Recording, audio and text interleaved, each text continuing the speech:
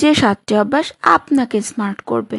Number 1, অতিরিক্ত কথা বলা কমিয়ে দিন। যতটুকু প্রয়োজন ঠিক ততটুকুই কথা বলার অভ্যাস করুন। নাম্বার 2, যারা শব্দ করে খাবার খান তাদের কেউ পছন্দ করেন না, তাই খাবার খান নিঃশব্দে, আস্তে আস্তে। নাম্বার 3, ট্রেন্ডিং পোশাক পরা মানে স্মার্ট হওয়া নয়, পোশাকটা আদৌ তাকে মানাচ্ছে কিনা সেইটাই হলো আসল কথা।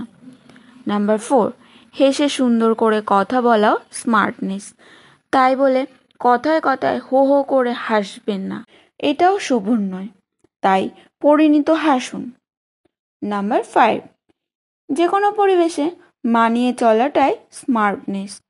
আপনার মনের অবস্থা যদি খারাপও হয়, ভালো ব্যবহার করুন সবার সাথে, অল্পতেই বিরক্ত হবেন না বা রেগে যাবেন না।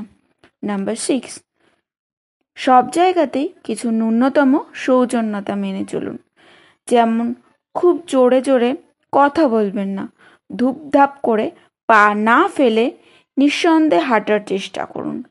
নাম্বার 7, কারোর সাহায্য নেবার পর তাকে ধন্যবাদ জানান।